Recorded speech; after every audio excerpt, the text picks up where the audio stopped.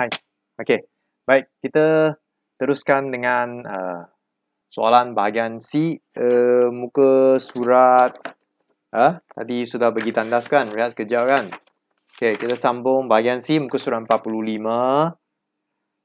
Boleh rujuk nota saya. Muka surat 45. Kalau anda bukan anak murid saya, boleh pergi blog saya lah untuk download nota saya lah. Kimia LKY. Ini blog saya, kimialky.blogspot.com. Okey. Okey, baik. Jadi soalan 10, betul? Okey, 10. Jadi bahagian C soalan dia agak susah sikit lah. Okey, jadi kita cuba jawab. Dia kadang-kadang perlu kita huraikan eksperimen. Okey, raja berikut menunjukkan susunan radas untuk mengkaji peranan ejen penoksidan tanpa penurunan. Okey, jadi ada dua eksperimen, tabung uji 1 dan tabung uji 2. Ejen penoksidan dalam satu tindak balas boleh menjadi ejen penurunan dalam tindak balas yang lain. Wow, hebatnya. Okey, bincangkan pernyataan ini berdasarkan kepada tindak balas 1 dan 2. Okey, jadi pertama, murid-murid kena ada idea dulu. Apa yang berlaku di tabung uji 1 dan tabung uji 2. Okey, kita tengok tabung uji 1. Apakah nama tindak balas dia? Tabung uji 1. Magnesium bersorangan. Logam magnesium. Dia dimasuk ke dalam ferum 2 yang beristeri sulfat. Okey. Ada idea tak? Yes. Fikirkan. Jadi ini adalah tindak balas perampasan isteri. Bukan. Tindak balas. Ini adalah tindak balas penyesaran. Okey. Yes, di mana pada suatu hari MG datang bersorangan. Masih ingat MG datang ke rumah FeSO4. Q-nya MG dia lebih elektropositif, lebih handsome ataupun nilai E0 dia lebih negatif. Dia ada di lebih atas dalam siri keupayaan elektropiawai. Maka MG boleh rampas, boleh mengesahkan SO4. Q-nya Fe dilundikan. Lundi, inilah tindak balas tabung uji 1. Okey, bagaimana dengan tabung uji 2? Ferum 2 juga. Okey, untuk ini air bromin digunakan. Okey, kita pernah buat eksperimen ni. Yes, pernah buat. Yes. Jadi Fe2+, any idea tak? Menjadi apa? Yes, Fe2+ akan menjadi Fe3+. Kita panaskan, masih ingat? Okey.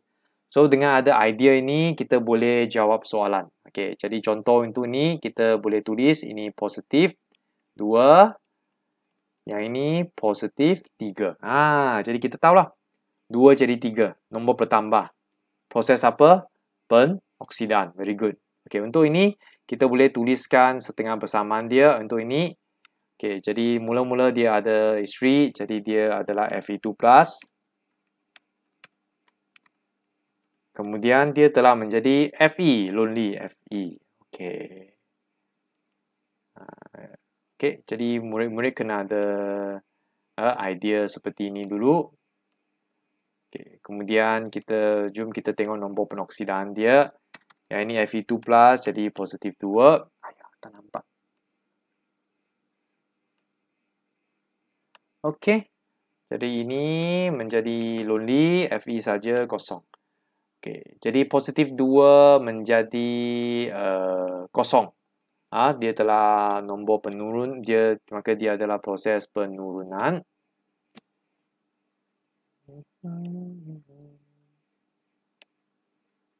Selalunya kadang-kadang YouTube video dia ada lagu kan. Ini penurunan. Okey, jadi ini penurunan. Maka nampak tak sekarang? Fe2+, sama juga, dua-dua Fe2+. Tapi proses yang dijalankan berbeza. Maka ejen juga berbeza juga. Okey, baik. Jadi kita tengok skema jawapan. Yang lain, penting konsep inilah. Murid-murid kena faham. Pertama, Fe2+ menjadi Fe. 2 menjadi kosong, jadi penurunan dia adalah ejen penoksidan.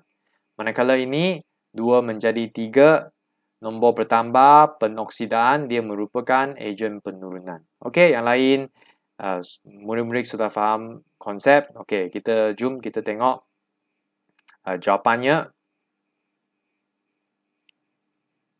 Okey, tadi jawapan telah terbalik ya. Saya telah susun semula. Okey, jadi tindak balas 1 ion Fe2+ telah diturunkan kepada atom ferrum. Fe2+ plus 2E telah menjadi Fe. Okey, nombor penoksidaan dia telah berkurang. Okey, macam inilah ke kosong. Okey, jadi maka ion Fe2+, ion ferrum 2 adalah ejen oksidan kerana dia menjalankan penurunan, penurunan, jadi dia adalah ejen peroksidan. Okey, manakala magnesium telah dioksidakan kepada ion magnesium. Minta maaf, kesilapan. Okey, Mg telah menjadi Mg2+ plus 2E. Ini tindak balas 1. Baik, untuk tindak balas 2 adalah Fe2+, ion Fe2+ telah dioksidakan kepada ion Fe3+, ferrum 3. Fe2+ telah menjadi Fe3+, sorry. Nombor penoksidaan ferrum dia telah bertambah. Okey, dari positif 2 ke positif 3. Okey, jadi nombor penoksidaan bertambah, maka dia adalah penoksidaan dan merupakan ejen penurunan. Okey. Akhirnya bromin telah digunakan tadi, betul tak? Jadi bromin telah diturunkan kepada ion bromida. Br2 plus 2E menjadi 2Br negatif. Okey. Ini yang susah. Okey, ini kena huraikan eksperimen susah. Okey. Logam P adalah Cikgu mau tidur. 来讲一下，真的。那 Okey, soalan B ada dua kenyataan.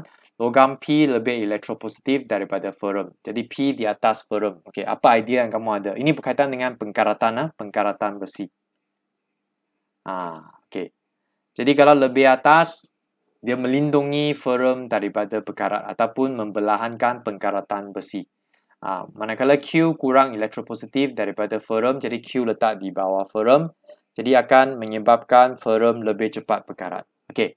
So ini konsep dia. Okey. Tapi anda dikendaki huraikan satu eksperimen makma.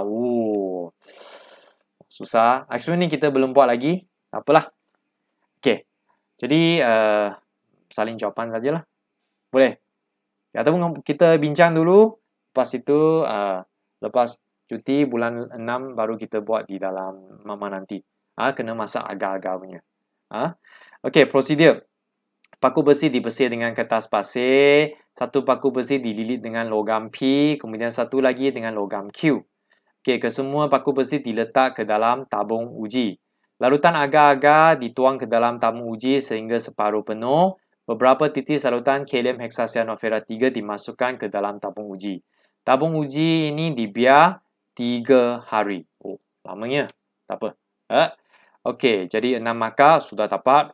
Senang Okey, jadual. Apakah pemerhatian dia? Kalau dia bersama dengan logam P. Nanti logam P. Abang dia bukan. Logam P atas abang dia. Maka dia tidak berkarat. Pemerhatian dia adalah tiada warna biru. Kalau dia bersama dengan Q, maka dia akan berkarat. Kita akan nampak warna biru. Okey, lepas itu kita kena buat kesimpulan. Pengkaratan besi dipercepatkan apabila besi bersentuhan dengan logam Q. Pengkaratan besi boleh dicegah apabila besi bersentuhan dengan logam P. Okey. Baik. Okey, 10 markah untuk menghuraikan eksperimen. Okey, jadi nanti kita buatlah. Murid-murid akan lebih faham. Okey, soalan last sekali, soalan 11, muka surat terakhir 46. Banyak juga bab ini. 46 muka surat. Okey, seorang murid menjalankan elektrolisis. Sekali lagi, elektrolisis, anode cathode, ingat. Menggunakan air limau sebagai elektrolit dan karbon sebagai elektrod. Namakan hasil yang terbentuk di cathode. Okey, letak cathode negatif dulu. Elektrolisis, cathode negatif. Tuliskan setengah bersamaan tindak balas. Okey. Jadi kalau air limau, kita kena tahu limau adalah asid. Jadi asid mesti ada ion hidrogen. Jadi ion hidrogen dia akan tertarik ke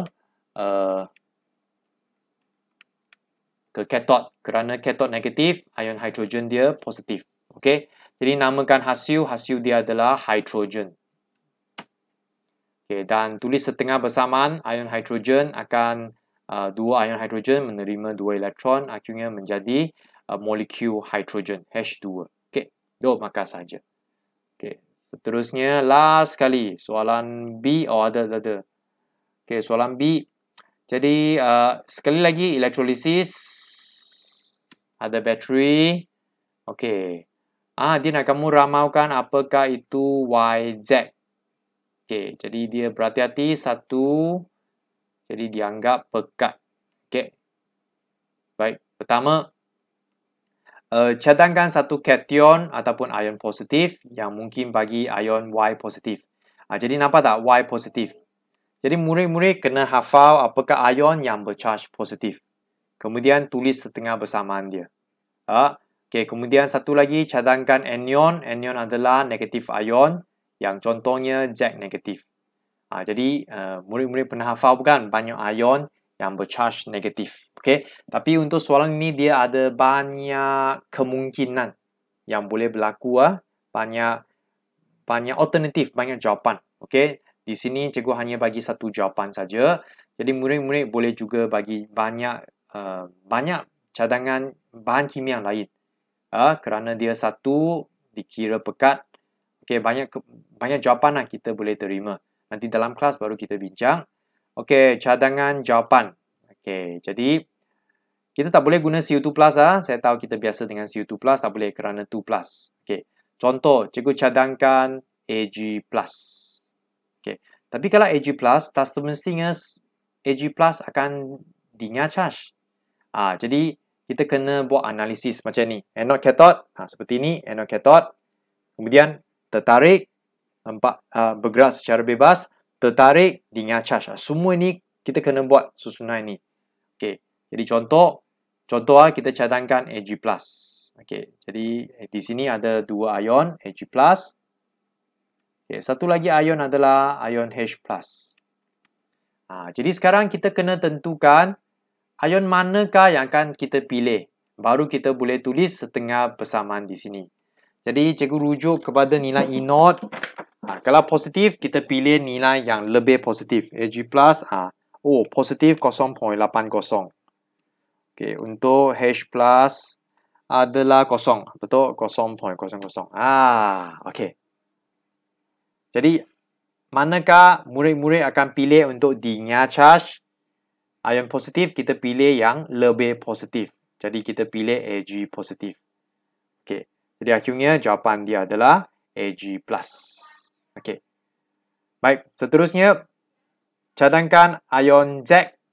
Okey, di sini saya cadangkan NO3 negatif. Okay, sama juga NO3 negatif. Kita kena macam ni, I4, I4, 2. Okey, ada satu lagi apa? OH negatif, betul.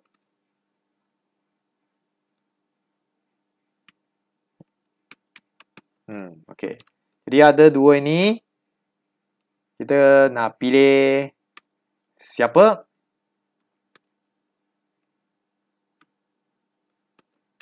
Sekejap. Kosong di mana? Kacau. Okey. Ayah. Okey, boleh. OH negatif. Tengok siri. Nanti exam akan bagilah. Untuk siri ini positif 0.04. NO3. NO3 rasanya tak ada kan? Tak ada. Kerana terlalu tinggi. Dia terlalu tinggi, maka NO3 ni tak mungkin dipilih lah. Kita tengok dalam buku teks pun tak ada nilai dia. Kerana darjah pengionan dia, darjah apa? Kita kata discharge potential dia. BM, keupayaan discharge dia terlalu tinggi. Dia NO3 ni tidak akan dinya charge. Okey. So tak ada pilihan lain, kita akan pilih OH negatif. Jadi cadangan jawapan dia adalah okey, cadangkan ion Z NO3 negatif. Tak ada masalah, ini betul. Okey, kemudian tapi tuliskan setengah bersamaan dia. Setengah bersamaan dia kita tak ambil NO3 negatif, kita ambil OH negatif. Okey, jadi 4 OH negatif menjadi 2 orang hantu. Okey. Hasil yang dibebas terbentuk adalah gas oksigen. Kita kena namakan namakan hasil. Okey, berhati-hati tak boleh guna formula. Namakan hasil, jadi jawapannya oksigen. Kemudian terangkan jawapannya. Okey, ion NO3 negatif dan OH negatif ditarik ke anode. Okey, ion OH negatif di-charge kerana, okey, ini jawapan lama lah. Kerana nilai E0 dia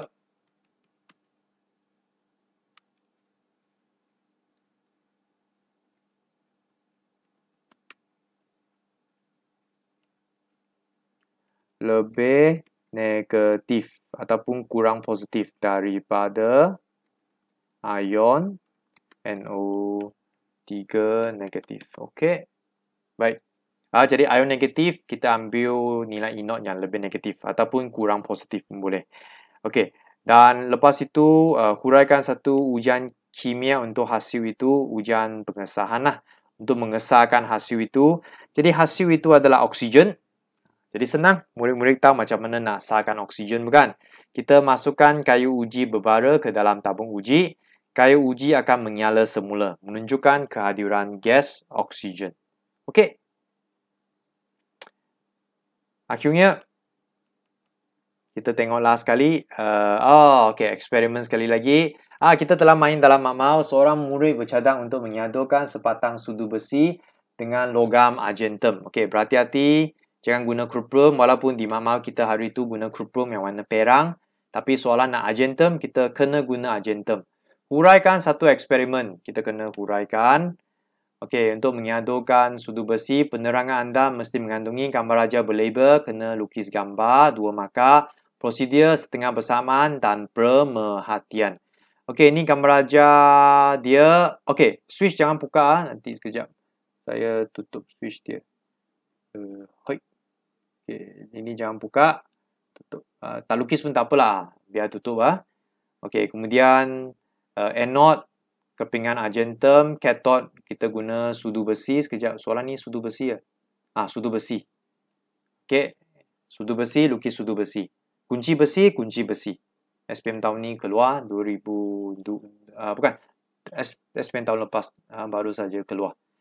Okey, jadi gambar 2 markah dan larutan yang digunakan adalah larutan argentum nitrat. Kalau guna argentum, larutan dia mesti argentum nitrat.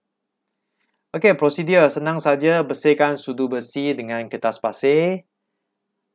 Tuangkan larutan argentum nitrat ke dalam sebuah beaker. Okey, sambungkan kepingan argentum ke anode dan sudu besi kepingan argentum ke anode. Ini jangan salah. Ini kena sambung ke anode. Sudu besi kena sambung ke cathode. Kerana anode buang, cathode terima.